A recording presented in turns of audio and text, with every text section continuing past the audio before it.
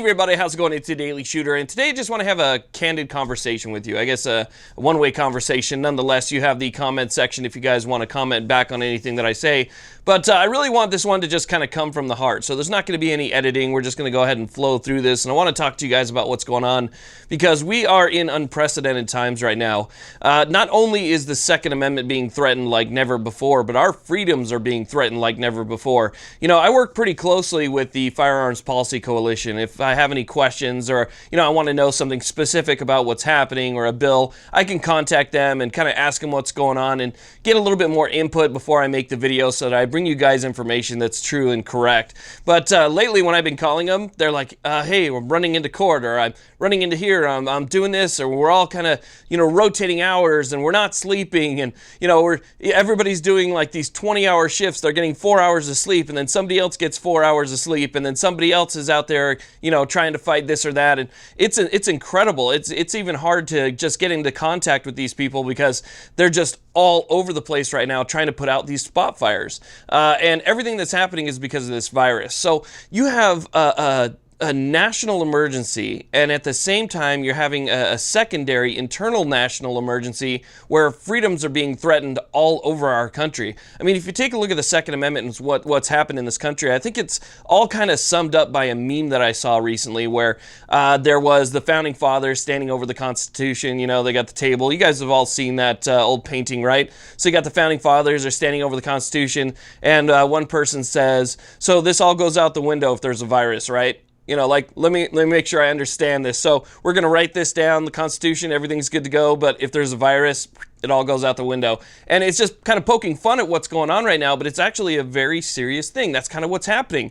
There's a virus, there's a health issue across the country, and so our rights and our freedoms are being scrubbed all because of that health concern. And that's something that should never happen. No matter what's happening in this country, that document should still stand tall. The Bill of Rights and the first 10 amendments to the Constitution, those right there should be solid. They should be in cement. They should be in stone. They should never go away no matter what's happening in this country, because if a virus, something like a virus is happening here in the United States and globally, but if there's a virus and just simply that alone is enough to have your Second Amendment rights taken away from you, imagine if there was actually a real tyrannical government in place, a tyrannical government that looks to impose its own rule on the people without their consent and is really trying to change the fabric of the United States. Imagine if that were to happen. If they're able to shut down the Constitution just because of this, imagine if there was an actual totalitarian regime in place. The Constitution would be gone like that. So that's why the Constitution is really based off of natural rights. Instead of rights that are written down on the Constitution, these are rights that we have regardless of the Constitution. These are rights that are supposed to be natural rights that are given to us by God and then simply enumerated by the Constitution. We have a right to these things regardless if that paper exists at all. But it's scary, and it's something that I think our grandchildren are probably going to look back on. Katrina was quite a while ago. I'm not sure if everybody out there remembers what happened with Katrina, but in New Orleans, after Katrina, there were actually groups of law enforcement that were going around, and they were knocking on people's doors, and they were asking them if they had firearms inside. And then if the person said, yeah, I'm able to protect myself, they were going in and they were seizing those firearms. There were people that were trying to leave flooded areas by boat, so they had all their possessions in their boats and stuff, and they were trying to head out, and they were actually intercepted by law enforcement and relieved of their firearms. Some of these people never got their firearms back. And so I think about Katrina a lot. I think about a time where there's some type of an emergency and there's really nobody there to stand up for your constitutional rights except for you. And so law enforcement comes in and law enforcement starts taking things away. And, again, Katrina was one of those times that people have been looking back on now for a while. Imagine what people are going to be doing when it comes to looking back on what's happening now. Our grandchildren are going to be taught about this time in school. Okay, our great-grandchildren will probably be taught about this time in school. I mean, you think about 100 years ago, you know, to a previous pandemic, and how when this pandemic came up, they're all talking about the 1800s, early 1900s, and things that happened then, you know, and kind of what the situation was with that. This is going to be something that's going to be mentioned in history books for the time being, and when people look back and what happened to our freedoms at this time, hopefully it disturbs them, hopefully it bothers them, because what's happening right now is unconscionable. Our freedoms are being stripped left and right, not just the Second Amendment, but a lot of our freedoms. For the most part, there's a lot of states out there right now that have people that are on home arrest or on house arrest. And these are people who have probably never broken the law in their entire lives. They've never done anything wrong. They wake up, they go to work, they come home, you know, they feed their families, they spend time with their kids, they go to work the next day, repeat. And now here they are essentially on house arrest, told that, hey, if you leave the house, even just to drive in your own car, there's a good chance that you might be cited or arrested. You can't go to the beach, you can't be in the ocean, you can't be on a hiking trail in the middle of nowhere, in the middle of the desert, in the middle of a forest. You can't go there, or else you might be cited or you might be arrested. To me, that sounds a lot like house arrest. So if you're on house arrest for not committing a crime, that seems like a violation to me. I don't see how any governor of any state can impose that on somebody without the consent of the people. You should have the consent of the people before something that strict is actually put into place. And I guarantee you're not going to get the consent of the people. Well, maybe I shouldn't say guarantee you. There's a lot of crazy people out there. Nonetheless, I understand this whole flattening the curve, social distancing. I get that, okay? And yeah, we want to try and contain this. We want to, you know, stop the spread from being so big, and, you know, we want to stop the inflation of these numbers, even though some of them are obviously padded. We want to stop that, you know, that inflation. We want to get things to a manageable level. So I understand that we need to have some rules in place for how we, you know, govern our lives, but there's different ways to do that without, you know, trampling everybody's rights. Now let's think about the Second Amendment, for instance. Here we are in the middle of a national pandemic, okay, and we have H.R. 5717, arguably the worst gun control bill that the House has ever seen, ever. I mean, this would essentially ban just about everything. It would go after semi-automatics, go after magazines, universal background checks. 5717 is the worst gun control bill I've ever seen in my life. And it even has a sister bill that's going through the Senate. The sister bill that's going through the Senate is written almost identically to 5717. I made a video on that on my other channel, which is Dailies 2A News. If you guys are curious about the sister bill or 5717, you can go over there and watch those. So you have these two national gun control bills that are happening right now in the middle of all this that are the worst you've ever seen. You have states which have essentially just shut down the Second Amendment altogether. You got states like New York, you got New Jersey, you have California, you have Hawaii, you have just, you know, dozens of states across this country that in some form or fashion have limited or completely restricted the Second Amendment rights of its citizens. So you have to think about this. In states like California, where you have to go to do an FFL in order to do a transfer because they have universal background checks and registration and, you know, 100 different hoops that you have to jump through in order to attain your Second Amendment right, you have to have an FFL, and if FFLs are shut down, then you have no way of accessing your Second Amendment right. That's exactly the same as losing the Second Amendment altogether. So in certain places, the Second Amendment has been abolished.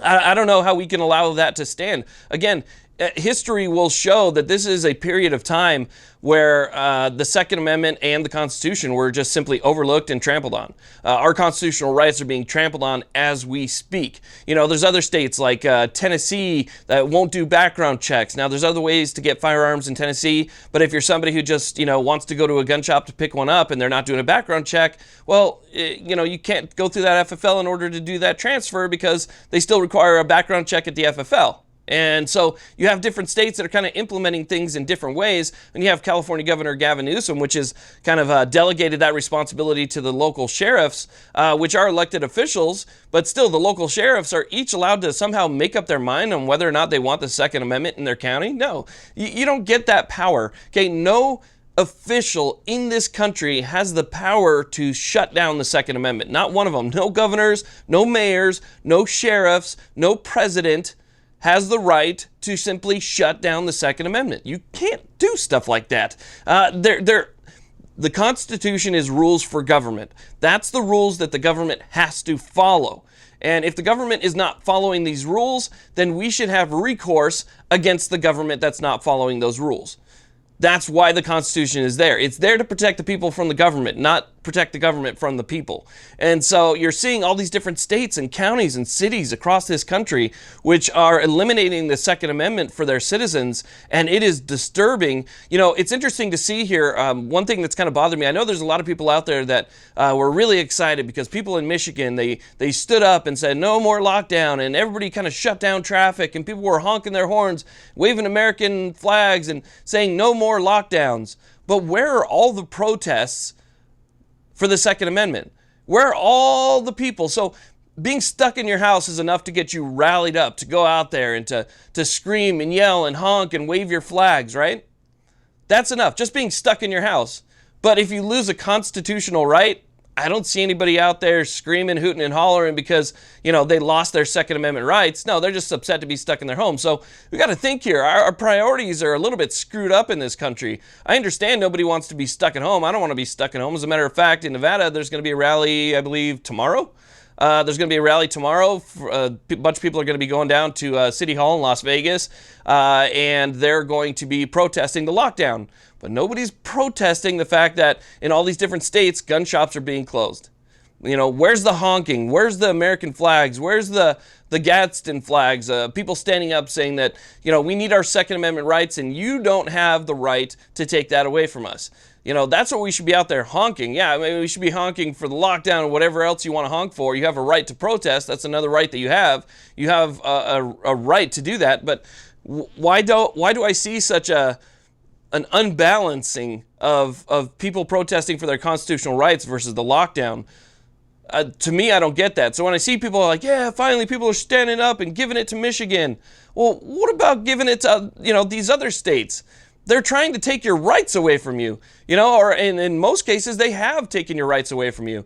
You know, again, like I was talking about earlier, the Firearms Policy Coalition, and how I used to be able to talk to these guys and get information, but now they're just running crazy because, honestly, they're trying to fight every single fight across this United States. I don't understand how these guys are able to do it. I know they have an amazing team. You got a bunch of different constitutional scholars and lawyers, and they have some of the best teams on the planet that work for FPC, but these guys are spread thin. They're spread thin. They're trying to put out pretty much every fire that you guys have seen across this country, and they're trying to stand up for our Second Amendment rights. So I guess if you're stuck at home, if you're not out there protesting, at least do your part to support them. They're trying to fight for your Second Amendment rights behind the scenes. And you guys don't see it. They're not out there with signs and flags and stuff like that. But they're behind the scenes. They're in offices and in courtrooms and, you know, lobbying senators and politicians to support the Second Amendment without, you know, everything that's going on right now. So support the Firearms Policy Coalition for sure. There's always a link in my description box. It doesn't matter what video you watch. You can become a member. You can support them. But yeah, I just see what's going on right now as a historic moment. It's a historic moment in the United States. It's a historic moment for our rights, and it's going to be looked upon for generations to come. And they're going to see not only what the government has done to us, but they're going to be looking back to see what we did during this time period to stand up for our own rights. You know, when they're teaching this in the history books 100 years from now, you know, the civil aspect of what happened here, other than the government aspect, I think they're going to be looking at the civil aspect and saying people were stripped of their rights. They were stripped of their Second Amendment rights. They were forced to stay at home. They lost the ability to do A, B, and C. And this is what society did about it. This is how society responded to what the government was doing. And, you know, I don't want history to look back and say we didn't do enough.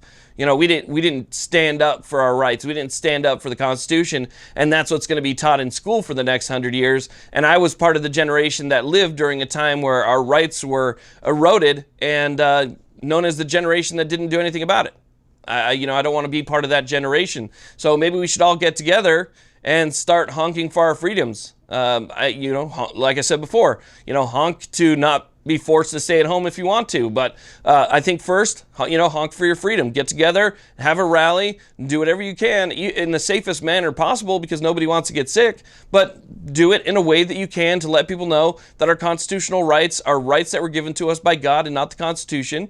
The Constitution, again, just enumerates those rights so that we have a list, and so that government has a list that they need to follow. But these are rights that were given to us by God, and nobody can take those away from us. But I'll tell you right now, if we refuse to stand up for those rights on our own, if we refuse to do anything to actually keep them in place, then we might as well not have rights at all. What do rights matter if we're not able to stand up and defend them when they're taken away? You might as well just throw the Constitution in the trash if you're not willing to stand up for it. Because again, the Second Amendment is there to help protect us from tyranny, right? So obviously if there's tyranny, the Second Amendment's going to be affected, but it's only really affected if people don't do anything about it.